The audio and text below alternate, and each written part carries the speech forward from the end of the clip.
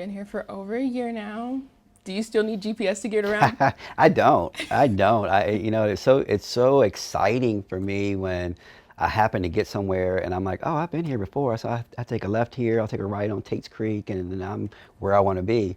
And so, but it's been a lot of fun. It's been a while since I've had to navigate a new city. I've never navigated a city this big.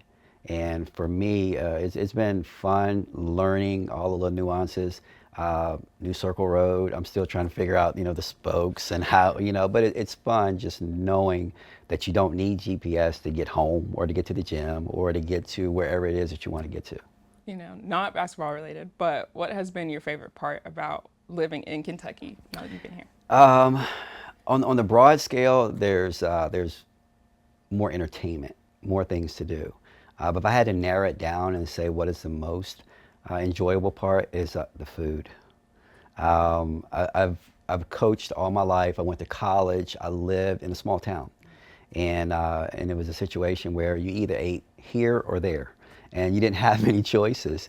And in Lexington, the food scene is unbelievable. Great food, great atmosphere. Me and my wife can get dressed up and we can go out, we can go eat in a lot of different places. That's just something that, a lot of people may take for granted. But when you never had it and now you're experiencing it, it's a lot of fun. Me and the staff, they'll come in and, hey, I ate at this little place and it was really good. I'm writing things down. I'm like, where is that? Oh, what is it? And so that's been really fun for me, and it's been an adjustment because you don't want to eat out every night, All the time. Yeah.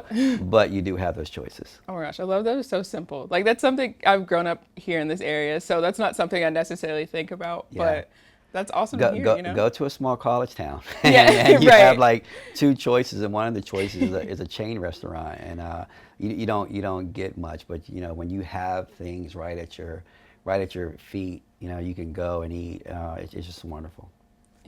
You always talk so earnestly about college basketball, but specifically women's college Hmm. basketball. I just want to know, where does that come from? Just the genuine joy and amazement that you have with it. People don't understand it, and when I told them when I first was experiencing it, they didn't believe me.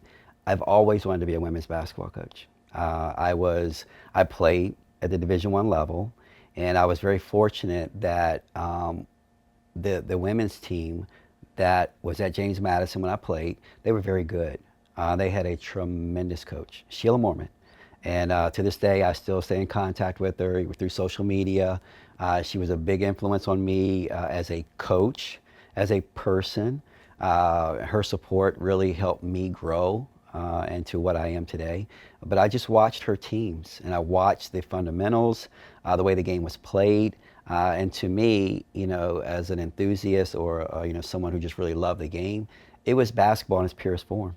And there was plenty of times where, as a college athlete, we would finish practice and all of my teammates were ready to go and do whatever college students do.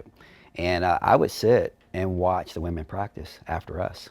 And I would watch it and watch it. And I just enjoyed it, loved the way the game was played. So much so that when I got into coaching, it was on the men's side because that was where all my contacts were. I knew everybody on the men's side, knew no one essentially on the women's side. And me and one of my buddies, we were coaching at VMI. And he asked me, he said, what's your dream job? And I said, my dream job would be the women's basketball coach at James Madison University. And it was crazy because when I had the opportunity to switch over the very first time, I asked my wife for advice. I asked my academic coordinator, who is near and dear to me, who has gotten me through so much and got me to where I am. I asked her for advice, and I asked my mom for advice. Well, my wife and the academic coordinator said, we know this is what you want, go for it. My mom was like, don't you dare do it. she said she wasn't a fan of women's basketball at that time. She said, you're going to be a coach, a head coach on the men's side. And I told her, I said, that's not what I want to do. And I actually turned down the opportunity. And it was the biggest regret that I had. For 2 years, I just thought about, I had turned it down. And then the opportunity came again. And the second time it came around, I asked my wife what she thought. I asked my academic coordinator what she thought, and that was it. I didn't ask my mom. Didn't give her another I didn't chance. ask my mom. Yeah. Because I knew what I wanted to do, and I took that opportunity. And when I took it, I was at James Madison as the top assistant coach on the men's side, and I switched over to be the top assistant on the women's side at James Madison, my alma mater. And so many people are like, what are you doing? Why? That's a big mistake. And to this day, when I run into men's basketball coaches who I was coming up in the business with, or referees on the men's side, they follow my career, and they'll say, man, you were ahead of the curve. You knew what you wanted. You knew what you were doing. And it's been a great decision for me because it's what I wanted to do. And I've had overtures to go back on the men's side as a head coach. And I was like, no, that's not what I want to do. This is my passion, my calling. I knew it was my calling when I kept having daughters, and I've often said, I don't know if being a father of 3 daughters has made me a pretty good women's basketball coach, or if being a women's basketball coach has made me a pretty good father of 3 daughters. Either way, it goes hand in hand, and it just feels like it's so natural, and it's what I wanted to do, and I'm very blessed to be able to do it. Well, I know that Big Blue Nation is grateful that you followed your calling, because now you're here after your time at Virginia Tech. In your first year, you 20-plus win season, 11 wins in the SEC. You earn a double bye in the SEC tournament. You get the 4th seed in the NCAA tournament, and you're hosting. All of that in year 1 here in Kentucky. Would you have changed anything about how the season went? Conventional wisdom says yes. You go further. But in reality, I couldn't have asked for more. And what I mean by that, a lot of people will see everything that you just mentioned, the wins, the turnaround and everything. What I measure this season by is what we had inside the building. The relationships that we built inside the building, and the way that we did it so quickly, and obviously with the transfer portal, with the way that college athletics is going now, and it gives you an opportunity to do it a little bit quicker. And so I'm very proud of my staff, very proud of everybody who was involved in putting together this roster. As we talked about earlier, I was just trying to navigate the city. I was trying to navigate the university. I knew nothing about the SEC other than a few games that I played against some SEC opponents, and we had to go and put together a full roster. We brought in 11 new players. We had to construct a new schedule. When I got here, there was no schedule, and so we ran into some obstacles where we had a couple teams that were already scheduled to play us, and they were like, well, we didn't sign up to play this Kentucky, and so because we were constructing a really good basketball team. So then you had to go out, and the ink dried on every scholarship by May. I looked at the roster, and I was like, man, this is a pretty good roster. And I'm like, we're going to be pretty good. And then obviously we had some adversity over the summer. We had a couple of injuries that people still don't understand the magnitude of those injuries, because people still forget about Jordan Obi. They don't know about Jordan Obi. They don't know about Dom Peranova. They don't know them because everyone kind of forgot about them. But those were 2 players that were going to be integral to any success that we were going to have. And when they got hurt, it was instant adversity, and we could have gone either way. And I give credit to my staff. I give credit to our players. We were very remorseful, very sorry that it happened, but it wasn't like, oh, the season's over with. Everyone knew that they just had to be a little bit better at what they were going to do, and then maybe do something a little bit more. You look at Amelia Hassett. If anybody wants to, say what she didn't do or she didn't do this, she played out of position the whole year. And we asked her to do so much. We asked her to guard the best player. We asked her to rebound. And then we asked her to make shots, at the highest level. And she came through and she did that. Teonni Key had never averaged more than 2 points a game in her career in a season at the college level. And she comes out and she has 12 points, 8 rebounds a game, and it helps anchor our defense. Clara Strack got here and she averaged 4 points a game for me, playing behind an All-American at Virginia Tech. So we didn't know what she could do. And then she blossomed and turned into the best defensive player in the SEC. And she comes out and, you know, she does great. And that was all because they believed in themselves. They believed in us. And when you look at all of those things, yes, the end result was fantastic, but how they got there is what really, really inspired me. And, you know, it was probably the most enjoyable season that I've ever had because of those reasons. And you watch them, those young women, they all grew. Georgia Amore had probably the best year that I've ever seen her have. And not just because of the statistics, but also the way she led. You know, she led, Deja Lawrence led this program, and those two, I'll forever be indebted to them because they helped set the foundation. They laid the foundation of what Kentucky women's basketball is going to be, and everybody else followed suit. So now Teonni will carry that torch. Clara Strack will carry that torch. For the young players coming in, they're going to follow what they do, and they're going to do things knowing that they followed what Georgia and Deja did. And so to watch all of that, you know, come to watch Big Blue Nation embrace us, to walk around town, and I cannot be incognito ever, but people are coming up, and it's so different. I never got this at Virginia Tech. They will come up, and it kind of threw me off. They will thank me for coming. Mm-hmm. And I'm like, that blows me away because, number one, it's my pleasure to be here, but just the knowledge, the respect that Big Blue Nation has for basketball, they understand it. They were thanking me for coming, and I hadn't even coached a game. Right. And then now, you know, after we had the season, you know, to listen to people come up to me and they say it was the most enjoyable season that they've had in a long time. They love the style of play. They love the girls. They, you know, and that right there, you know, as a coach makes you feel good because you want to win, but you also want to put out a product that your fan base is going to be proud of. Going to be proud to associate themselves with. And I think that's what we accomplished this year. Okay, so Jordan Obi, Dom Paurová, mm-hmm. You have them this season, hopefully, obviously, but what can we expect? You're just so excited to talk about them. What can we expect? Big Blue Nation, you're going to love them. You're going to love them. Jordan is a big, strong presence. She can play down low if we need her to. She's got guard skills. She may be one of the most skilled players I've ever been around.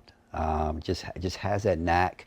You know, she was very successful in the Ivy League, but her size and her skill set was going to translate very well to the SEC. And we were so excited about, you know, getting her. I recruited her out of high school, and, you know, probably had her penciled in to be our second leading scorer last year. You know, that's how talented she is. And she just has a gift. And with her injury, it could be a blessing in disguise because it allowed her an opportunity to sit and watch and to get an understanding of the physicality, the speed, what she's going to have to, you know, do to be successful at this level. And she watched intently. She's an observer. You know, and sometimes I'd say that's probably a detriment because sometimes she over observes. And I'm like, sometimes you just got to jump in. You just got to jump in. But, you know, she shoots a three. She rebounds the basketball. So Big Blue Nation is going to love her. Going to love her. And then Dom is a ball of energy. Okay, a ball of energy, and she attacks everything head on. You know, there's nothing that she's afraid of. She plays aggressively. She's developing a three-point shot. You know, through her injury, we've been able to work on some of her fundamentals to go along with her, you know, just her energy. That's going to be something that we desperately need, and we're going to value. And they both have size. You know, from a guard position, they're both 6'1". Mm-hmm. You know, if everybody thought that we were long last year, you wait till they see us this year. You know, we're going to be even longer because they're so talented. But they're hard workers, and it's just been a lot of fun to be around them. You know, you can look at last year and you can say if we had those two, because what was our you know, the thing that deterred us from being exactly what we wanted to be was we didn't have strength in our bench. Mm-hmm. They would have added that, and it would have been tremendous for us. But they're here this year, and I think everyone's going to absolutely fall in love with the way they play. Yeah, and you have them, and then obviously you have the triplets back, yeah. Clara Strack, Amelia Hassett, and Teonni. I guess probably go one by one. Clara Strack finishing the year SEC Defensive Player of the Year, having a breakout year because before she was, like you said, she was playing behind one of the best bigs Yeah. at Virginia Tech. So just talk about how excited you are for her to continue her growth this season. So proud of her. And, you know, she's my baby. And I say that because when we got her, she was so young. You know, her freshman year at Virginia Tech, she was supposed to be a high school senior, you know, age-wise. And to this day, I've been around her for 2.5 years. And, you know, she was at my house the other day, and it just came up, and she said she was 19. And I'm like, you're still a baby, you know? And so for her to be able to do what she's doing, age-wise, being younger, it's just remarkable. But I've always been very proud of her since day one. When we recruited her, she actually played on the AAU team with a young lady that was an All-American. So she played behind her. So she kind of got lost in the shuffle. But I just kept seeing her. And I'm like, man, she's going to be special. She's going to be special. And when we got her, we knew that we had, you know, quote, stolen one. You know, we got a great one. And so when she first came to her first practice at Virginia Tech, we were going overseas. I was like, wow, this kid is tough. She doesn't back down from anything.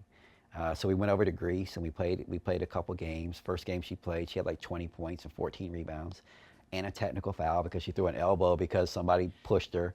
And I'm like, I went over to her at like when they called the technical foul. Clara walks over to me and I said, baby girl, that was really good, but you can't do that in a foreign country. I said, but I knew that she was going to be tough. So when she got here last year, she was chomping at the bit to show who she could be. And I could see it. And, you know, and she just took off, and she's one of the hardest working people I've ever seen. She's a unicorn because she can do so many different things. At Big Blue Nation, I get a lot of people say, well, why don't you put her on the block more? Well, that's not what she is, you know. So I don't want to try to make her something that she's not, to take away things that she is. And what she is, she's a unicorn. She can do so many different things. She's probably the best passing big in the country. And, you know, she and I will watch film, and she'll make a spectacular pass. And I'm like, well, what did you see there? And she'll go, I don't know. And that's what the great ones do. It's instinct. And she makes plays like that all the time. And when we rewatch a game, so many little things that she does to impact a basketball game is remarkable. And I think that she's going to improve on that. And, you know, she's shooting the three much better, you know, since the season's been over with. That's a part of her game. It's going to make us very unique and very difficult to guard when you have a 6'5" center who can handle the basketball, who can play on the perimeter, and you have to go there to guard her. And what we saw last year, where people were mixed matching the matchups because they didn't want their center guarding her because she was so effective on the perimeter. But we're very fortunate to have her. Big Blue Nation, just hug on her when you see her, and be happy that we have her for 2 more years. Teonni Key, how did we get her to stop fouling this year? Teonni, you know, and the crazy thing about Teonni is what people don't understand.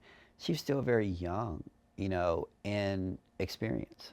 She was at UNC, and for 3 years, didn't play. And I've known Teonni since she was 11. And so, knowing her family, I recruited her sister Tamari, her mom Tammy. You know, even when Teonni was at UNC, Tammy would text me, you know, hey, you know, happy Father's Day, or hey, happy birthday, and we always stayed in communication. So when Teonni hit the transfer portal, it was a no-brainer. What I didn't know was how good she was, because if you look at her stats, 2 points a game at the most at UNC, very rarely played. When she committed to us, I was excited, but I didn't know what to expect. And when she got here, the first week she was here, I was like, oh my goodness, she is so talented, all right? But she didn't have any experience, no experience. She never played a prominent role. She never played extensive minutes. And so last year was a learning curve for her. You know, she wasn't used to, okay, she didn't know how to, hey, I am more valuable than this one play, so let it go. You know, instead she would go in and try to make a play. Well, maybe she'd get herself a foul. And I think last year's experience is going to bode well for this year because, there's no substitute for experience. And now she's gotten it. Now she understands her value to the team. She understands that when she's on the floor, we're very good, and she'll learn to live to play another play. And sometimes if it's a question, let it go. Let it go. We'll get it back on the other end, but I can't get it back if you're on the bench. And I think she's learned that. She's probably one of the most talented players on our team. And I think she's going to be able to, exploit the defenses that are playing against her because now she's more and more confident. But when we first got her, we had to instill confidence in her. I'm like, that is tremendous what you're doing. And she's like, really? And she would make a move and she would be like, is that wrong? No, let's go, play. So it took us a while to instill a little bit of confidence in her. And now what we're doing now in this summer, I think it's going to go to another level. And I think you're going to see a different Teonni Key. Yeah, and you mentioned having just experience. I know this first year in the SEC for everyone, now that you all have had collective experience in the SEC, I know physicality always gets brought up, but when it comes to the identity of the team, I believe you said from year to year the identity may change, but we're still coming with the winning mentality. What's the approach to SEC play this year? I know it's very early, but what are you looking ahead to for that? Last year at this time, everyone kept saying, are you ready for the SEC? Are you ready for the SEC? And I would just, in my heart, I just kept saying it because we're confident. We're a confident group, and if you've been doing it, you've won at a level, you're going to have to make some changes, some adjustments, and you understand that. But you're also a competitor.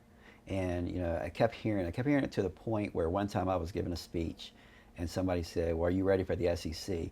And I just blurted it out, and it was here before I tried to reel it back in. But I was like, "Well, is the SEC ready for us?" And because we're excited, and we knew how talented we are, we had the best point guard in the country. We had blossoming bigs who were getting good, and they were willing to gel. And so what I think happened this year was that maybe we did catch some people by surprise, but we're different. We're different than most of the teams in the SEC who rely on their athleticism, the physicality, throw the ball up there, go get the rebound. Well, we're one of the more efficient basketball teams in the country, on both ends, offensively and defensively. And a lot of people looked at us and they were like, well, they're not very quick. And I would see teams try to change their game plan to attack what they thought was our weakness, which maybe had been like, we're not as athletic, but people didn't realize how tall and long we were. I think we led the SEC in block shots. We were one of the top in the country in block shots. And that's the way that we generate our success. Our efficiency is not with the athleticism foot-wise, but it was like length. And so I think we did, catch the SEC by surprise a little bit. I think people will try to adjust to it a little bit, but we will evolve and adjust too. So going through it, you look at the games that we played, and we did lose 5 SEC games, but we lose to Texas, who was a top 5 team, and we're winning until Clara, Strack, and Teonni Key get in foul trouble. You look at LSU, with 2 minutes to go in the game, we're down to 1. We go to South Carolina, and I don't know what the stat was, but I think we played them closer than anybody had in the last 5 years at their place. And with 5 minutes to go, we're down 2, I think it was, and we had an opportunity to win. And so even though we didn't get, some of those wins, it showed us that we belong. We belong, and we can compete with that group. And so it was good. It was good. Now we have that under our belt. We know what to expect. The coaches know what to expect. Like, there was a big adjustment for all my coaches. All my coaches came from the ACC. Right. You ask us about anything in the ACC, we're going to tell you every nook and cranny about the ACC. It was interesting because at the beginning of the year, we still were watching the ACC because that's what we were just trained to do. And we had to train our brains differently to start watching the SEC. And it's a different style, different style. You got to get acclimated to new coaches, new programs, and I thought we handled it very well. And I think we'll be more equipped to even make more adjustments the second year.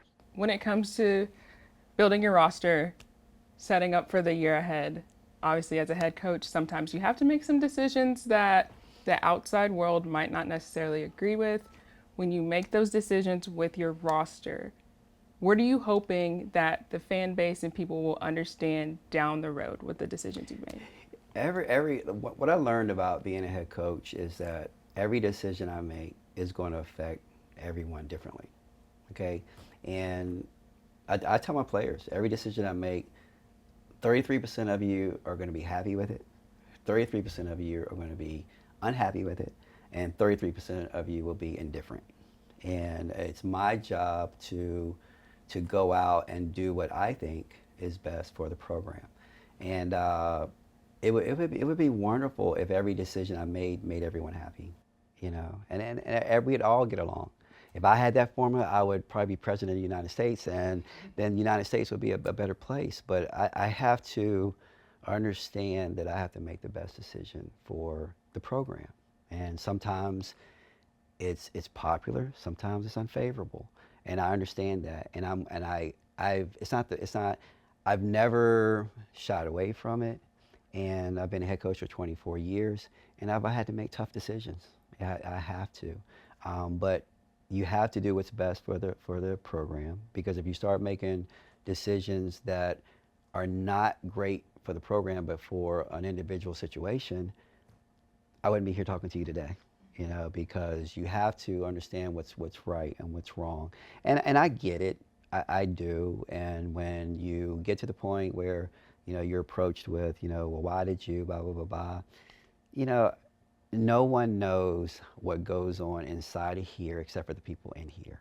You know, you can watch every game, you can come to every game, you can create your own narrative and or what you think it's going to be, but no one knows the program better than I do, because I've constructed it, you know, to the way that I want it to work in order for us to be successful. So, and I get it, and that's what fans do, and I welcome that, and that's fine, because without fans, you're nothing. You're just a you know a sport that nobody watches. So I get it, I respect it, and as long as people will cheer for the program and the team, then everything will happen. And in this day and age, it's a little bit different because social media. I don't have social media. I have it, but I don't look at it, because you protect your mental. But there's so many people who will say, well, you should have, or you could have, or you're that, or you're this, and they have no idea. They've never met me. They never talked to me. They never sat down and understood it. But the one thing you can, if you are a fan of this program, you just have to trust that everything that I do is in the best interest of this program. And that's what I was hired to do, and that's what I want to do, and that's what I'll continue to do, because it's the only way it can happen. But I am at peace with that. I know that I cannot please everybody with every decision that I make, and I lay my head on the pillow at night knowing that everything that I've done for James Madison University is to better their program. Everything that I did for Virginia Tech, it was to better their program, and everything that I'm going to do for Kentucky is to better this program. Entering from the transfer portal, we have Tonie Morgan from Georgia Tech, Asia Boone from Liberty, and Josie Gilvin from Western. With Asia Boone and Josie Gilvin, did we pull up the tape from when they were playing here in Memorial? You know what? I didn't have to pull up the tape because I was very aware of both of them. Josie, when we were watching, preparing to play Western, I just kept thinking to myself, man, this kid is all over the place. She's a ball of energy. And when she hit the portal, I knew immediately she would be a tremendous fit for us. She came on her visit, and it only strengthened that thought. You know, I'm like, man, she's got personality, she's confident, she's energetic, she's from Kentucky, she loves Kentucky. You know, listening to her story and her talk about Kentucky, I just knew she'd be a great fit. And I'm excited about what she's going to be able to bring to us. You know, defensively, she does things that you just can't coach. You know, when we were preparing for her, I'm like, well, how'd she get that ball? It's just instinct. And so, you know, that's going to be tremendous experience for us. Asia, it was unfortunate that she got hurt, you know, a couple minutes into our game. But my history with her goes way back because I coached against her sister when I was at James Madison. And I remember scouting and getting ready for her, and I'm like, man, I like this player. I like her, I like her, I like her. And then when I heard her story, I'm like, oh, wait, I coached against her sister. And so when she hit the portal, connected with her sister, her family, they had been big fans of mine, as I was of hers, and it was just a great fit for what we needed, her skill set, what she's going to bring. Very, very excited about that. And then Tonie. Tonie, I had so much experience with her. I remember my last year at Virginia Tech, when we played Georgia Tech, we handled them pretty easily, but we couldn't stop her. You know, she had like 30 against us, and I just kept thinking, man, she is so talented, so talented. And obviously losing Georgia, we needed someone that's going to step in, and if we got someone that is experienced, talented to go with this group, it was going to make us one of the top teams in the country. And so she was a target, and she hit the portal. We were right on it, and you know, familiarity that I had with her and she had with me, the opportunity was just like a perfect match. And so we're very, very excited about all three. They're going to be contributors right away. They help strengthen our team. Now we have that coveted extra pieces that can go out there and play with anyone. And, you know, we'll have a bench. And we'll have a bench that will be able to compete. And people who are playing, who knows who's going to start, who's going to come off the bench. But everyone, this is probably one of the more experienced teams that we have. Yeah, and then quickly, we got to talk about Kaelyn Carroll, McDonald's All-American, and she's the freshman. So KK, yeah. The freshman. You know, it's a crazy world where you are. This is the oldest team probably I've ever had. But she comes in and she's so mature. And she's going to affect this program not only on the floor, but off the floor for years to come. Tremendous shooter, tremendous IQ, great size, what she can bring. And she's a kind of person that's never met a stranger. And she's really going to be our foundation for, you know, what's to come. But she's going to contribute for us right away because she has a skill set that, you know, is unmatched. And, you know, get her to basketball, I just think the ball's going to go in. And so very, very happy to get her. We brought in a lot of talented players for the visits in the fall, but she was the one that we really wanted. And when we got that commitment, man, I know where I was, I know what I had on, I know what I was doing. And when she committed, man, I just let out this big, big yell, and it was so exciting. Is there anything else that you wanted to say or share? No, you know, just the excitement surrounding our program. You know, it's mirrored by our coaches, you know, everyone that's in here. So if everyone comes up to me, they're so excited about next year, I'm like, it's us tenfold, because we know we have a tremendous group. We have work to do. We have to put it together. We know the SEC is going to be extremely talented. Someone referred to the SEC when I was out on the road recruiting as the mini WNBA, because so many teams got better. And but the good thing is that we got better as well, so we'll be able to be in the thick of everything, competing for what we really covet. But it was a fun year last year. I set the foundation. Obviously, Georgia's success really helped us so much. But we're really looking forward to this year. We're really genuinely excited about what's going to happen next year.